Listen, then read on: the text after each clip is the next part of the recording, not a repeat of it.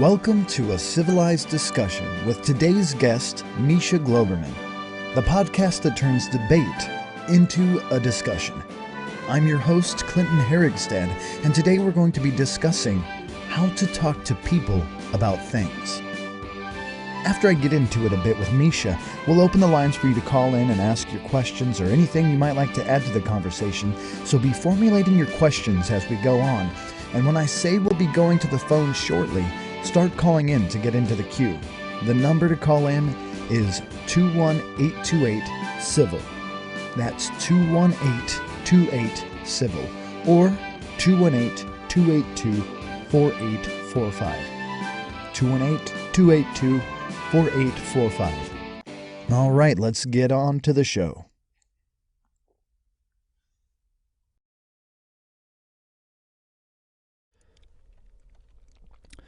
All right, and we are now live on this stream, and we have Misha Glouberman. Now, I couldn't think of a better guest to have on the show for its maiden voyage, and I was first introduced to Misha Glouberman on an episode of You Are Not So Smart with David McCraney, and I really love his work, and he is scheduled to appear on this show in October, but that episode really opened my eyes, and I'm going to put in the show notes of this episode that will be on the website after the podcast version goes live.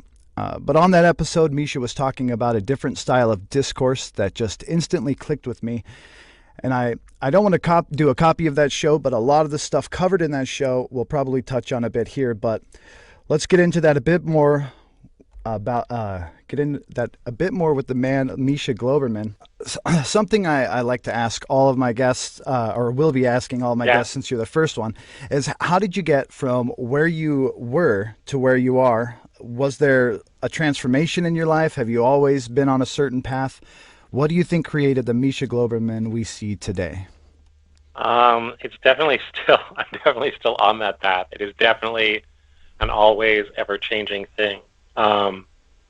So for me, I went through a lot of different kinds of things, some of which I still do and some of which I don't do. But at different points in my life, I was a software developer, and I was like a web guy, and I taught improv theater, and I did improv music, and I did facilitation of conferences, and I guess now mostly help people communicate better.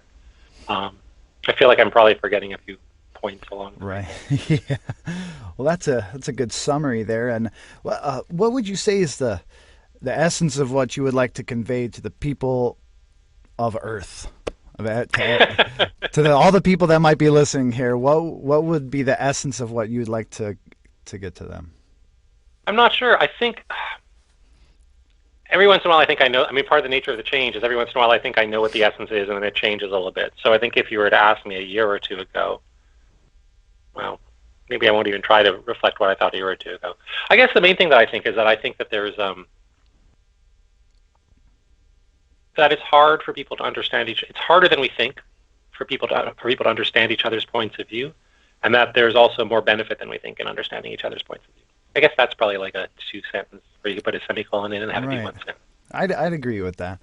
And one of the things that really struck me with your conversation with David McCraney was kind of the difference between what you teach and classical debate. Like, debate seems to be what people think of as how topics are discussed, how we come up with solutions. But that really kind of opened my eyes to how antiquated that may be, and what you think might be the new idea.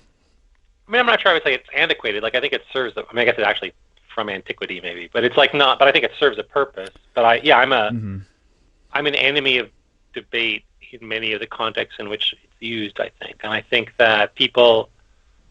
I guess the problem with debate is that I think that people think of debate as like the primary or only way to handle difference, or maybe avoidance. So they're like avoidance and debate, and they're like.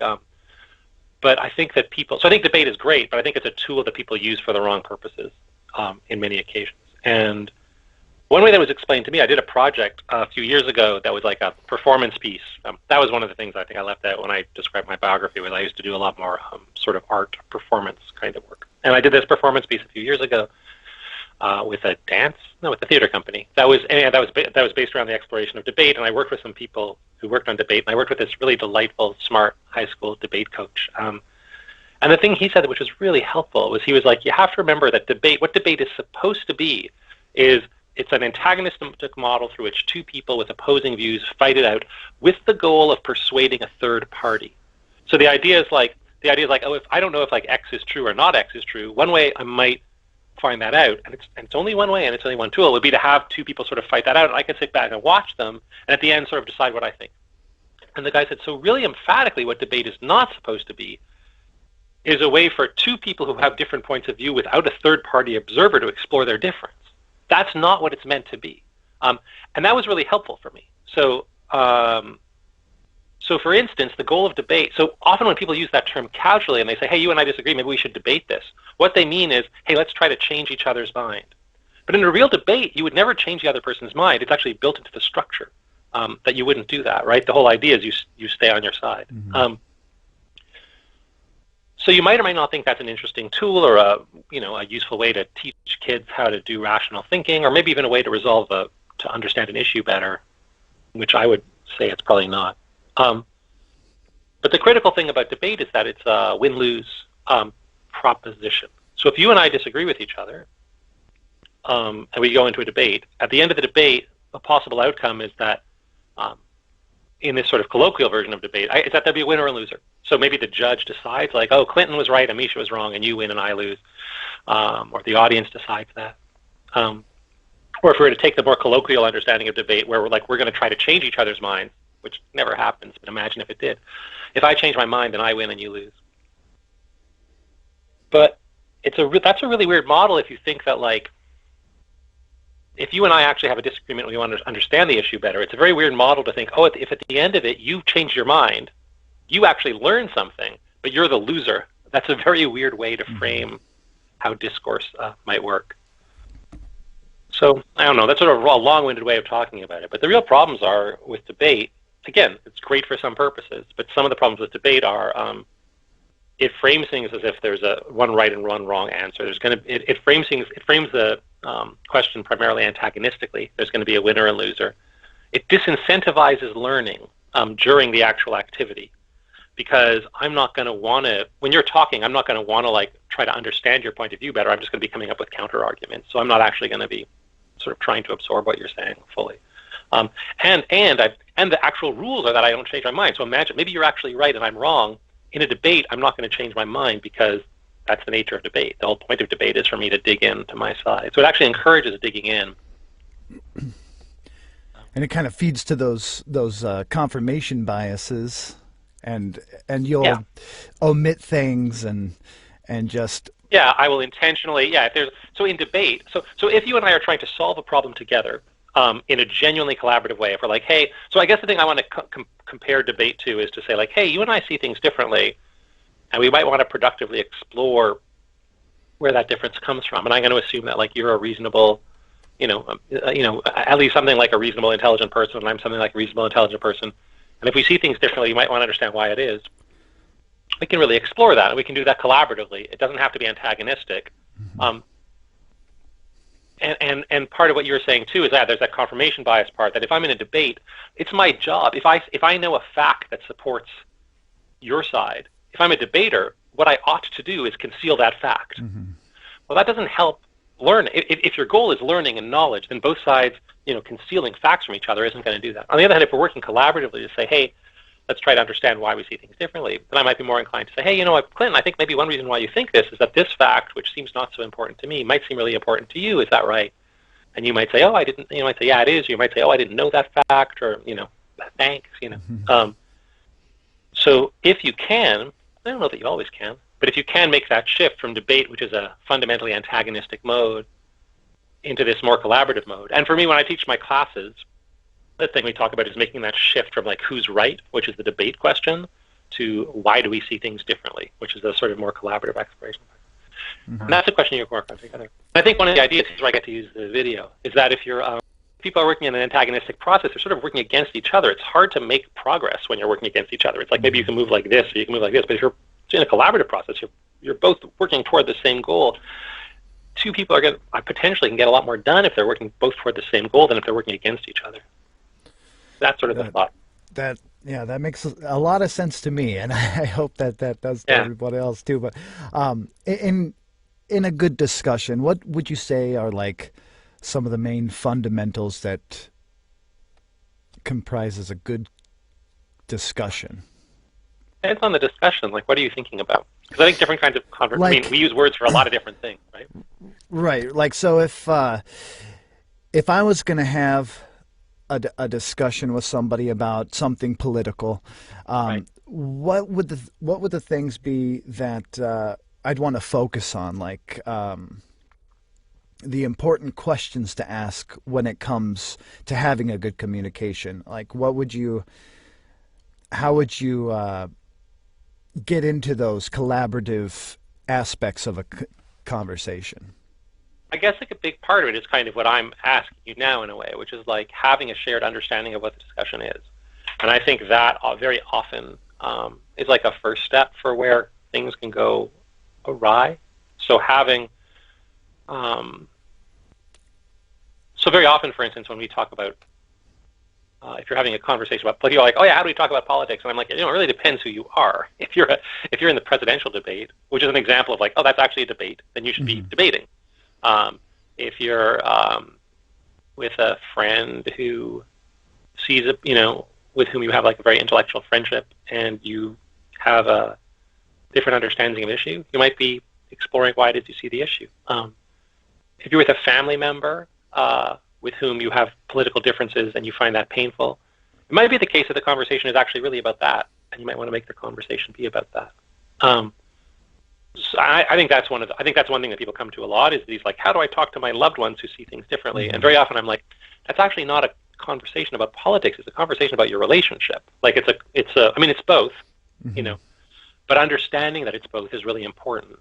So I think a lot of it is having a shared understanding of what you're trying to do in a conversation. I think very often conversations go awry because people don't understand. So it's like, so one person's like, I'm trying to have a nice Thanksgiving, and another person's like, I'm trying to explain to you that you're racist. And those are different. You are now involved in different conversations. And part of why the conversation's going well is that you're trying to have different conversations. So I think one thing that's especially important for almost any conversation of any heft, of any importance, is to have a really good understanding of what the goals of the conversation are. And another thing I think is super incredibly helpful is for them to be goals that both parties agree to. And that's incredibly, incredibly helpful. So, and I think again, those sort of family conversations that go badly, it's like, oh, people are actually having different goals. So like, my goal is like, I'm trying to convince you that you see the world wrong. And the other person's like, I'll take that example. And the other person's like, I'm trying to have a pleasant Thanksgiving. Those people are actually basically they're not even having a conversation. They're having a fight about what conversation to be having. And so that there's no way the conversation can succeed while they're still having the fight about whether they're even, the conversation you're trying to have with me, I don't want to be having with you, and vice versa. So one thing is to try to make that be the subject. So kind of preface what the conversation, what's the goal of the conversation is. Yeah, to say, hey, what are we doing here? What's going on in this conversation? And one thing too that I often suggest when I'm teaching my classes is to really, that very often it's that same thing as before. You are much more likely to get a good outcome in a conversation if the other person's on board, and also if you have a goal that both parties would agree to. So if you say to someone like, hey, I want to have a conversation with you about how all your political views are messed up, and I want to persuade you that you're wrong. And the goal of this conversation is to persuade you that you're wrong in all of your political views. Very few people are like, oh, I'm on board with that goal. That sounds good. I'm excited to have a conversation where at the end of it, I'm going to learn that I'm wrong about all my political views. That's not a conversation I'm super psyched to have. On the other hand, if someone comes to me and says, hey, listen, we have really different political views, and I think it's really causing us some stress. And there's a couple of conversations I'd like to consider having with you. One conversation is I might like to understand your views better, because to be honest, I find them confusing, and they're not my views, but I really want to understand where they come from, and I wonder if you could tell me a bit more about them. That's one conversation people might want to have with Another conversation people might want to have is say, hey, we have really different political views and it's causing us stress. I wonder if there's a way we can figure out how to still enjoy Thanksgiving. I mean, how to still enjoy Thanksgiving even though we have these different views, because I think we love each other. I think we both want to enjoy Thanksgiving. So those are two conversations. One is about the views, and the thing I want to stress about that first one, it's a conversation that's about the views. You can talk about the views. You're not denying the disagreement. You're not shying away from it. You're facing the disagreement head on. You're saying, yeah, we see it differently. But instead of saying, like, now my job is to try to make you see things my way, to explore that. And very often an easy first step to explore that is to say, let me try to understand what you're coming from. And then once you've done that, what you can often do is say, hey, I think I'm getting where you're coming from. It sounds like you're saying this, this, and this. You know, if you like, I'd be glad to explain to you where my points of view come from, because I feel like those might be confusing to you too. And if you want, I'd be happy to, if you want to ask me some questions, or I could tell you about where I'm coming from. And maybe if we just understand where each other's views come from and how they differ, maybe that might be helpful to us, both in terms of getting along and also in terms of understanding the issue better. So that's so people are more likely to agree to that goal. And again, if you're working toward the same goal, you're much more likely to have a successful conversation than if you're working toward a goal that the other person would object to, or if you're working toward the goal where the other person literally is like, no, I don't want to be having that conversation, which I think is a thing that happens very often. Yeah, I could see that happening for sure. And so out of the important questions to ask when it comes to better communication, it sounds like one of them would be, why do we see things differently? To get to the root of that, and start off with that point. Let's see here.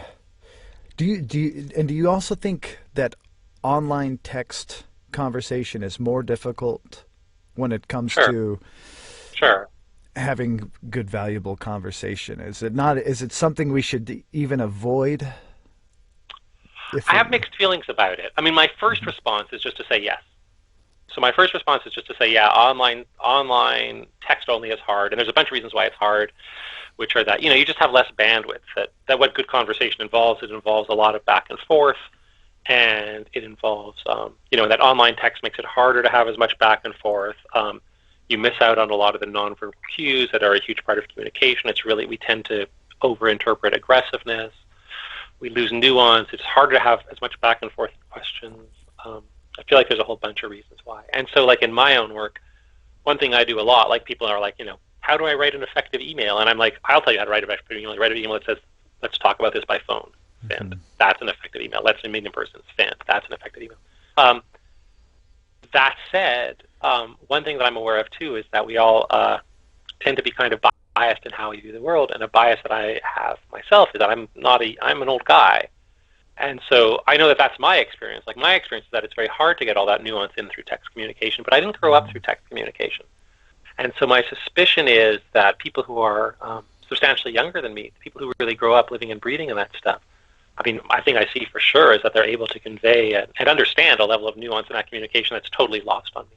Right. So I'm wary. I feel like a lot of communications experts, including myself, sort of go with the answer of, like, you got to do this stuff in person, maybe video, maybe phone, like, there's this kind of hierarchy. But part of me worries a little bit that that's a prejudice of old people. And so I'm not sure. I think time will tell. But and at least for maybe people of, our generation or older, it definitely works better to have that visual and audio context. Yeah, well, I think one thing that's true for all people is kind of it comes back to what I was saying before, in a way, about, like, coming to a shared agreement, like bringing a consciousness to what you're talking about and how you're talking too. So one thing that I think would be true for everybody is just, like, understanding that we have different communication tools and they're appropriate for different things. My sense is that's probably true for everybody. So even for younger people, even for people who grow up, there's still a time and a place where, like, oh yeah, in person is better, or voice is better, or video is better. They all have pros and cons.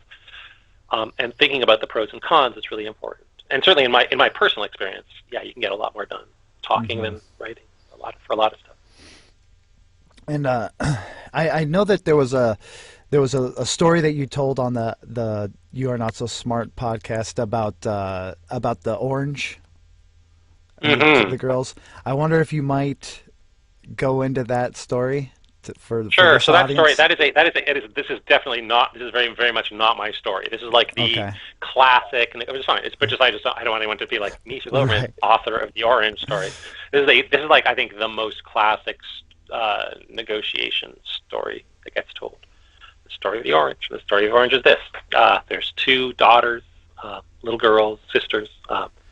They're alone in a kitchen, and there is one orange. And they're both fighting over the orange. Each of them's like, I want the orange, I want the orange. They have all these reasons why they want it. Their father comes in, sees them fighting, and they're giving him all these reasons. He doesn't find any of the reasons terribly compelling. And so he does the fairest thing he can think to do, which is he takes the orange, he cuts it in half. He gives half to one daughter, half to the other. Off they go. The next day, the father goes up to the first daughter, and he says, hey, how'd it go yesterday with the orange? The daughter says, I see how what you did was fair. I wanted the orange because I wanted to make orange juice. And because I only had half the orange, I could only make half as much juice as I wanted. But it was fair. He goes up to the second daughter, and he says, how'd it go with the orange? And she says, I see how what you did was fair. I wanted the orange because I wanted to bake a cake. And the recipe for the cake called for the rind, for the peel of the orange. Because I only had half the orange, I could only bake half the recipe. But I see how what you did was fair. So the tragic thing that gets overlooked is, you could divide up the orange differently. You could, if you'd had a bit of a conversation about as we say in negotiation, about the underlying interests, that there might be a better solution, and that in a better solution, right, one daughter can get all the peel and one daughter can get all the pulp. And it gets sort of it's used to illustrate a few different things in negotiation. One is just this idea of what gets called positions and interests in negotiation, which is a technical use of these everyday terms, but the basic idea is that very often in negotiation, people have these positions, what they call positions in negotiation, which are these firm things that they want. But underneath that, there's reasons why they want them. And a very common occurrence is that on the surface, the positions can look sort of diametrically opposed or intractable. But if you get down to the underlying interests, you can start to begin to find sort of diagonal solutions that solve the problem in ways that wouldn't have been obvious if you didn't have that. But very often we go into negotiations just sort of thinking, well, she wants the orange, I want the orange, let's get in a fight about the orange. And people start to talk about compromise, and when people talk about compromise, the word negotiators don't like, because compromise sort of makes it seem like, well, maybe we'll divide the orange 60-40, maybe 50-50 is a compromise. I wanted all the orange, you wanted all the orange, we each get half. Or we can fight, we can make it 60-40 or 75-25. But that whole conversation ignores the fact that if we actually can talk about the underlying interest, there might just be a way to actually create more value. There might be a way to solve the problem in ways that weren't obvious to us. And the claim among people who do this sort of negotiation that I teach is that those kinds of situations are very common. That lots and lots and lots and lots of situations are like that situation with the orange. Lots and lots and lots of situations. There are opportunities to create value that might not be obvious, or at the very least, opportunities to destroy value that you might want to avoid. Mm-hmm. That's the story. You found that story compelling? I did find that. Why would it? Yeah, I found that story very compelling. How so? Just because when you look at things from the outside and you're like very cut and dry, and you don't take in all the variables of what we're trying to figure out, you can make these decisions that seem fair and equitable on the outside, but like you say, you end up destroying some potential value there. And that terminology really resonated with me too, of that it's not a zero-sum game, that there's value to be created or maximized and value to be destroyed, and that there's not there's very rarely a set amount of values, is kind of what you were going at there. Yeah, that's exactly right. Yeah, and that zero-sum assumption is an assumption that I think as humans, we're sort of like a little bit predisposed to that assumption, and then when the more things get more stressful, the more we tend to sort of fall into that zero-sum assumption, and the more we tend to think about things as win-lose, and think about resources as finite, and think about, And we're going to be opening the lines here, so we'll be taking callers to ask Misha any questions that you may have. The number to call in is 218-28-civilized. That's 218-28-civil, or not civilized, civil, my bad. 218-28-civil. I keep saying that wrong. If they dial civilized, it'll still work. Yeah, I think it'll it's just still like, work. Yeah, 218-282-4845 is the actual number. So we'll just have that open, and I know it's 1 o'clock on a Wednesday, 10 a.m. for Pacific time, so we might not have a large volume of callers today, but it will be open here just in case, so if you want to call in, just leave a quick message of what you're calling about, and then we'll bring you into the queue. But we'll just continue having this conversation in the meantime. And is there anything that back when you were first getting into this this line of work, is there something that you discovered much later that would have helped you a lot in the beginning, or is there, even if it's something we've already discussed, what was the thing that you probably wish you would have known in the beginning more than anything else? Well, first started teaching negotiation, or as a just teaching negotiation. I guess there are like two major things that I feel like I learned. One thing is something that I kind of knew I feel like I knew pretty well, and one thing is something that I learned more as I've gone on. The thing that I knew pretty well that I feel is the kind of big lesson. Well, I guess at the very beginning when you were like, oh, what's the thing that you think? And I was like, well, it's really important, that it's more important than people think to understand each other's points of view, and that it's harder than people think to understand each other's points of view. And so one consequence of that is that it's really important to listen. And it's really important to listen well and try to understand people's points of view, and listen in a way that's genuinely curious, and listen in a way where you're not just quietly preparing your rebuttal, and listen in a way where you assume you don't know the whole story, all of that. And so that sort of feels to me like what I taught was a very big part of what I taught in the first few years of my teaching. And it's really hard to do that, and I think you could sort of make it a life's work for oneself to get better at that in real ways. It's really simple on the surface, but it's really hard.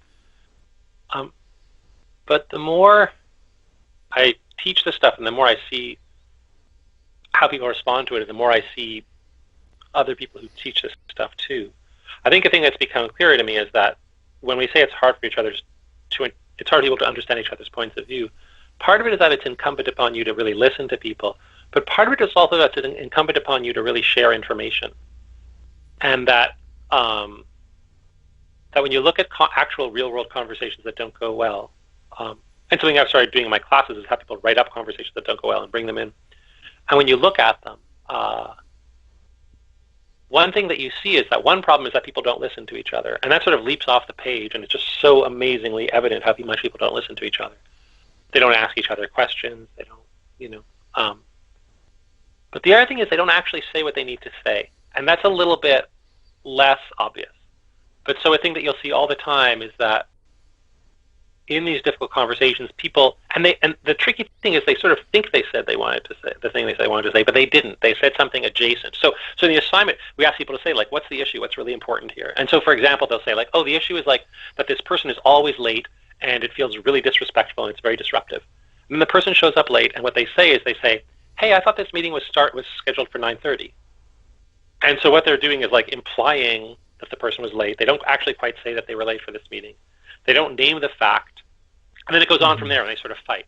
They don't name the fact that they think they were late for this meeting. They also don't name the fact that they see it as a pattern and that it feels disrespectful.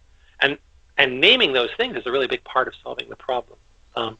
So typically, in our most important conversations when they don't go well, we're both not listening to each other and not actually saying what we need to say. And that was surprising to me. The thing that was the bigger surprise was seeing the degree to which people actually fail to say. Because often people are like yelling at each other, they're screaming. The last thing it feels like they're doing is keeping secrets. Like it seems like, no, they're laying it all out. But then like the things they're yelling and screaming aren't actually the things that are really at heart of the conversation, aren't really the things that are really important. So that was the biggest surprising thing. And then they go and say the things they need to say in the shower later. Yeah, they say it in the shower later. They say it to their friends. They say it, and typically then they say them in ways where they're saying the thing that needs to be said, but they're probably not saying it in the way that it needs to be said. But they are addressing it at least, And so again, part of when I teach people these skills, part of what I teach is how to take that stuff that you find yourself saying in the shower later and like translate it into words that you can say to a person in the moment so that it's actually helpful in the conversation. But yeah, because it feels like the answer is like, oh, either I can like blurt out this incredibly rude, awful thing, like, you know, you're always late, you're an insensitive jerk, you know, which is kind of what you're thinking, or you can like keep it inside. But there's actually there's an in between. There's another option, which is to find ways to raise those issues in ways that are productive, and it's hard. And the difficulty of that kind of speaks to the fact that it's all embedded in human nature a bit. And like you're saying, that a lot of this stuff is kind of what we tend to do as humans, and it may have been a evolutionary trait that made sense at some point, maybe, or yeah, I suspect so. I mean, I don't know for sure, and I think it's easy to it's easy and fun, you know, to come up with evolution, to speculate on evolutionary reasons, and it's also easy and fun to like speculate on, you know, who knows if this is like, you know, a broad human nature or something that's very specific to 21st century Western society or stuff. But my guess is that some of this stuff is pretty universal. It seems like it would make sense. I mean, the kinds of skills that we're describing about the kind of nuance in conversation and openness to the idea that your point of view might be right and stuff, they don't seem like the kind of skills that would be like super helpful in like a, I don't know, to like a pre-modern lifestyle. You know? And I guess that the thing that I really wanted to get across to everyone, and something that I've tried to tell myself all the time, is that whatever I believe currently is just kind of a combination of my perspective, experiences, how I was raised, and all of that, and the opinions that I have, and the opinions that we all have, aren't necessarily just arbitrary things that we come up with, but they're really almost, are we culpable for the opinions we have if we weren't willfully ignorant of the truth? If this is stuff that we actually believe, we've never really been presented with new information that would disprove it, but right. Some of these people just have these ideas that they just, you were raised that way. And does that kind of fall into getting into other people's perspectives to kind of see why they believe the things? Tell me more about that. Like, what do you, when you're saying that? So when you're talking about your own points of views, tell me what I sort of quarter get what you're saying, but I'm not sure I'm getting all of it. Just like, so my upbringing, I guess, was. I just remember being raised mostly by my grandmother, just kind of always taught that everyone's equal, that I'm not better or worse than other people, that that anyone could be someone bad if they were raised poorly, or even if they were raised well, but a certain experience kind of diverged them off onto that path. Right. So, I mean, back to the question of why do you think the way you think? I know it's very difficult to put yourself in somebody else's shoes when you don't know anything about where they're coming from, but is there any way that you can kind of get into those shoes a little easier in a conversation? What, like, any qualifying questions that might say? Yeah. Honestly, I think a really big thing is to ask them. Like it does sound silly, but if I'm trying to, if I want to, I think that even just trying, because I think we don't. So I think that, like, so for instance, if generally we encounter people who disagree with us, our first inclination is to correct them, right, or just to assume that they're wrong. Mm-hmm. And if you can suspend that, and that doesn't mean having to give up on your own values. Like, I'm not even saying like entertaining that they might be right, whatever that means. I just mean like being like making it your goal to understand where they come from rather than to try to persuade them to see things your way. So I think that very small step makes an enormous difference. And again, it's super hard, and maybe you can do it for like 3 minutes, right, and then like your brain blows up. But like, that's okay. That's like 3 minutes. That's pretty good, And I do think it's maybe helpful to remember that about yourself too, that like your beliefs.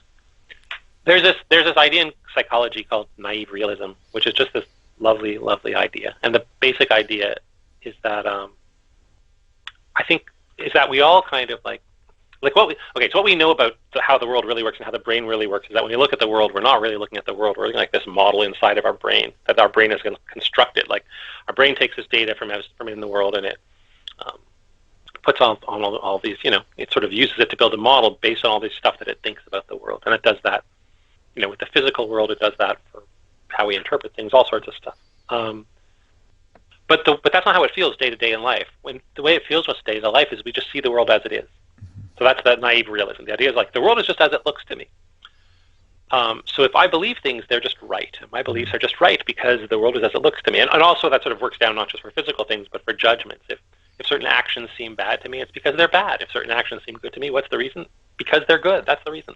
So that's naive realism. Everything's just simply as it appears to me. A consequence of that is if I think everything is as it appears to me, then if you come up and you say, hey, things seem different to me, then there's only a few explanations for that. But either you're missing some information, or your brain's broken in some sort of way. You're wrong. You're mentally defective. You have some terrible bias that tilts you. So that's naive realism. I'm right. I'm neutral. I see things accurately. Other people, when they disagree with me, it's because they're missing information, because they're getting it wrong, or because they're biased. But to step back from that is to realize, no, my beliefs, of course, are everyone's biased, everyone's beliefs. So so it's really easy for me to be like, oh, that person thinks that thing because they were brought up in a particular time and place. But of course, everything I think because I was brought up in a particular time and place. If I think about all of my beliefs, I think individuals have certain kinds of rights, and I think that I don't think it's the case that some people are inherently much more valuable than other people, and I think women are, should have as many rights as men, and I think, whatever, gay people should be allowed to marry each other. I just have this whole bunch of beliefs that, if I were born, in Spain in the 1300s, I wouldn't think those things. Right. It's not like I think those things because that's who I am. I think those things because I was born in Canada today. But if I was born in Iraq today, I wouldn't think those things. If I was born in Canada 300 years ago, I wouldn't think those things. We all think the things we think because of where and when we So we're all a product of our environments and stuff like that. And so to understand that about yourself, I think, is a good starting point too. Yeah, and I there was a kind of a phrase that I thought of one day that I don't remember where I got it from, but I think I was just listening to a lot of podcasts and watching a lot of documentaries and stuff, and I came to the epiphany of, given the right genetics, experiences, being born in the right place at the right time, any one of us could be Hitler. And I guess you need some public speaking skills. You definitely right. Need some And kind of to break that down further is if you were born at the moment Hitler was born from out of Hitler's mother, you would in fact be Hitler. Well, you actually just literally be Hitler. Literally would be Hitler at that point. So I mean, I'm only Clinton Herrigstead because I was born at the time I was born, where I was born, and that goes for everyone. And so if you and there's two reactions I generally get from people when I say that to them. I mean, it's either no, there's no way I could be Hitler. I would never be Hitler, or sure, that sounds accurate. But I'm heavy. I like to run with the second crowd a lot better than I like to run with the first crowd. And I think that the difference between those two is just that one, you'd have to believe in some sort of inherent goodness or evilness that people have, and that my soul is good, Hitler's soul was evil, so therefore I could never be that person. If you're looking for other guests for your podcast, I don't know if you know this book by Julia Shaw that's called Evil, The Science Behind Humanity's Dark Side. And a lot of the stuff that she talks about, a lot of the argument that she makes, and the more I read the book, actually, the more it's actually a pretty complicated and nuanced and kind of multi-part argument. But part of the argument I think that she's making is that that one of the biggest problems in the world, that if what we actually care about is reducing the harm that people do to each other, that a huge part of the harm that people do to each other has to do with dehumanizing each other, and the primary way that we do each other is by calling each other evil. So when you sort of, I'm going to do that every time. So like that idea that like, oh, those people are bad and they're different from me and I am not like them and I'm qualitatively different from them. What she says is, first of all, the psychology, the science just doesn't support that at all. Like so much of what the science supports, it's not even that like you would have to be born with Hitler's genetics and Hitler's. It's like a lot of it's circumstance, a lot of it's accident, a lot of it's just all kinds of stuff. And the claim that she wants to make is to go further than that, and is to say that, and that belief, that idea that like, oh, the bad people are somehow like qualitatively different from me, is an idea that creates a lot of harm. Partly because if bad people are different from me, it means I don't have to be watchful to myself for doing bad stuff, because the people who do bad stuff are bad people, and I know that I'm not one, so I'm okay, which is lots of bad stuff. And then another thing is, if there's this class of bad people who are different from me, then I'm allowed to harm them. Because what you're supposed to do with evil people is punish them, and so I can go punish them, safe in the knowledge that it's okay, because A, they are evil people and they have it coming, and B, I'm not an evil person, so when I do things, they're not bad. And if you actually look at the wickedness that's done in the world, both anywhere from like a global level to an individual level, I think a huge amount of it has that kind of story to it, right? Like very few people think I'm the bad guy here, right? Most people think, And a lot of the evil that's done in the world seems to be on that nationalist level of against the other, against the people who aren't us. Yeah, and also and typically they don't just say the people who aren't us. It's funny because they say the bad people, right? Like they don't just say like it's very rare that people say like, oh, we're going to go to war against that other country because they're not us. Like you don't explicitly say that. They say because they don't value, whatever are the things we value. They don't value all the things we think are good. Very often they do value those same things, right? Like, but like we attribute, they don't love their children. Like that's a really, like we love our children. They don't love. That's evil. Like not loving your children is just evil. It's a very common trait among enemies. There's no culture that doesn't love their children, but the enemies don't, right? Because they're evil. They're not just. We don't just say they're the other. We say they're bad. Right. Yeah. Well, and what's that again? No, it's like tribalism would be simpler if it actually presented itself as tribalism. Like if people just said like the problem with them is that they're not us, but it's worse, And that kind of plays into us tricking ourselves with our own language and how we refer to things when we're not looking at them more objectively, but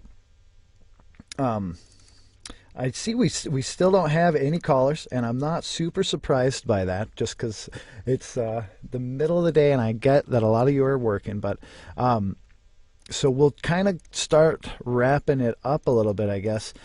Right. I just wanted to ask you a few more questions about just like what are you up to lately? Like what is something you've been curious about or more focused on lately, whether it be just leisure or something in the current zeitgeist or even politically or anything? I don't know. I'm trying to think. I mean, there's not a lot in terms of leisure or the current zeitgeist. My life right now is such that I have a 4-year-old boy, and I mostly have my head down. I'm either like looking after my son or like looking at my work. So the things that are most capturing me are those things. I'm trying to think. It's sort of an open-ended question, isn't it? Well, even in your work, is there anything particular you've been focusing in on more recently, or have you just kind of been compiling onto this to your original work? Or I mean, there's changes in my work. There's changes in my work. So I mean, they're interesting to me. I don't think they're interesting. I'm not sure there's anyone else that have to do with what I'm doing. So in my work, what I become ever more interested in is, when I talk about that shift from sort of thinking about listening to thinking about being more open with the information you share. And for me, it becomes even more just an interest in just helping people be more collaborative in general and how they work. And so that's something that's really interesting to me, and how my work is evolving is getting to see more stuff where I'm like working with teams of people and seeing how they try and fail, or the challenges they face when they try to be collaborative. And so that's really interesting to me. I'm not sure there's some insight or thing I can share to anyone else, except that is interesting. Just once you start becoming collaborative, what are the pitfalls? That because that seems to be like going from just a discussion or a debate. Then if you move on to a collaborative discussion where you have a common goal, there's probably still traps and pitfalls and things. Oh my God, people have to be aware of. We are all just terrible at it. And I include myself in this category, but like that's the thing. The thing that I find most interesting and enticing now is that you see situations where people want to be being collaborative and think they're being collaborative, but still aren't. So, for instance, with their loved ones, with their romantic partners, with their teammates at work, not with their opponents. When you're trying to collaborate, when your stated goal is to collaborate, that people still are. We have a very strong inclination to try to pull back and control the situation ourselves, and often sometimes do it in ways that are hostile, sometimes do it in ways that seem like they're not like they're generous or innocuous, but they're still failing to actually be willing to sort of share control of outcomes and stuff like that. So it's interesting to see that. It's interesting to see how to help people with that. It's interesting to show people that in their own work and have it be very surprising to them. So that's all kind of fun. Yeah, I imagine looking back at a conversation or any kind of interaction like that in hindsight, a lot of these things just kind of pop up almost obviously in hindsight. Well, I think what's weird is that some things pop up super obviously, and then some things like don't. Some things you can like look at it 1,000 times until someone points it out to you, and it won't pop up. So I think, like I was talking about earlier, like one thing that pops up super obviously is you people have conversation, like, did anyone ask any questions? And like, oh my God, in this whole conversation, I never asked a single question. That's obvious. But the stuff that's less obvious was the other thing I talked about. If you ask people, like, did you say the thing they need to say? And they'll say, like, yeah, I did say the thing I needed to say. And it actually takes, in the work that I do, what I found is it takes a lot of time to get people to the point where they say, oh, I didn't actually do that. Or, oh, I thought I was being collaborative, but actually I was totally just, running this private dialogue in my head where I was trying to problem solve and not telling anybody anything that was going on there. But it's actually, it's complicated. It does sound. It seems complicated. I know just from my own conversations, and part of the reason why I started this, and I just wanted to kind of focus my energy and my need to discuss the topics of human life and just what we are all going through. But I was doing it online a lot, and I found that I just always would go back to these same things where if somebody started like attacking me or saying something that was really inflammatory to my knee-jerk reactions, I might fire back and then read it later and be like, that's kind of nasty, and I didn't really mean to come off sounding like that, but it just kind of, even if I'm trying to consciously be a better person about it, it seems to still be a thing that it's very hard to avoid, like you say. Yeah, there's a lot of systems at work and a lot of instincts for sure. And I guess I just have one other question, or a couple more questions, but do you have any other book recommendations for our listeners? I know there's The Evil. Yeah, Evil's great. The work that I do draws on a few books. I wanted to produce them, but I don't need to produce them, I guess. The negotiation stuff mostly comes from a book called, like at the root of it, a lot of it comes from a book called Getting to Yes, which is, it's an old book now. It's like from 1980, but it's a really, really, really marvelous book that introduces a lot of this stuff about this sort of getting out of that zero-sum mindset. That's one book. The other book that I'm teaching, these are the books that just my classes are based on. Right. The other book that they're most based on is a book called Difficult Conversations by Doug Stone, Sheila Heti, and Bruce Patton. Both those books come out of the Harvard Law School program on negotiation, and it's much more about the emotional side of these conversations. The other book that I'm looking at more and more as my work evolves is this book. A guy named Roger Schwartz, who has a couple of books. One's called The Skilled Facilitator, and one is called, I want to say, I'm embarrassed, I'm going to get it wrong. It's one of my favorite books. Smarter Teams.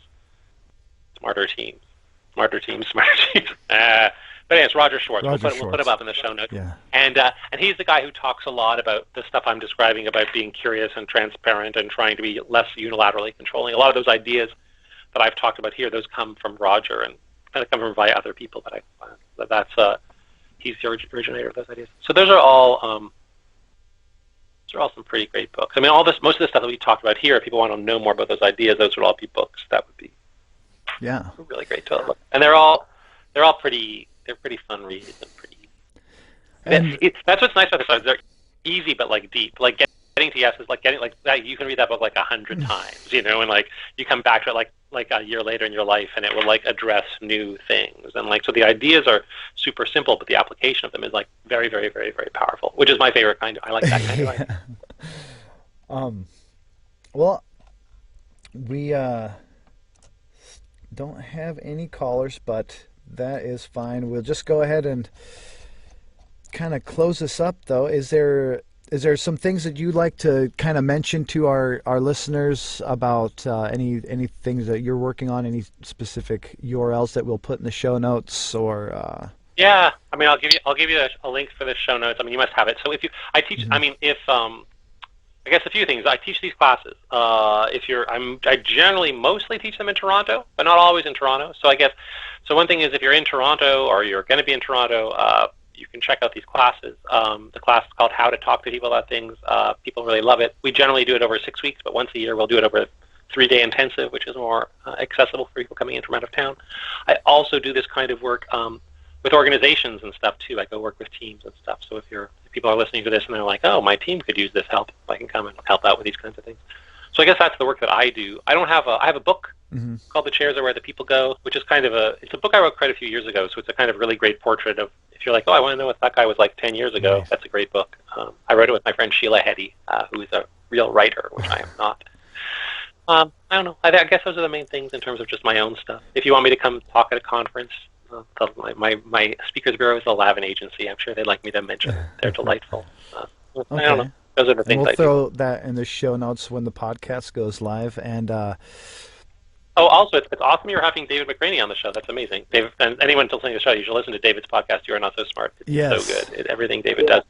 I do. I love that podcast, and it's all the stuff that he covers on that too kind of goes into this with biases. That's his main thing, but it's definitely a constant struggle to be aware of your biases, and in conversations too, that I think that's super important, to just be aware of the fact that anything that you believe could be coming out of a bias or affected by your biases. And if you are aware of that and willing to change according to that, then you can be intellectually honest with yourself and with everyone and have good, meaningful conversations. So I just want to thank you again for coming on the show. We did a kind of quick one there, but I think we covered a lot of stuff. It's your longest episode. It's your longest episode ever. How can you say it's a quick one? You have beat the previous record by 54 minutes. It is my longest episode ever. But it seemed quick. It seemed quicker than that. Just want to thank you again, and we'll have all those links in the show notes, and I guess we'll sign off here. And also for the listeners, if you would like to become a Patreon supporter, go over to patreon.com/A Civilized Discussion, and that's pretty much the only plug I have for the live stream here. So thanks again, Misha Glouberman, and have a good day, and thanks everyone for coming into the show. Thanks very much. It was great being here. Goodbye, people.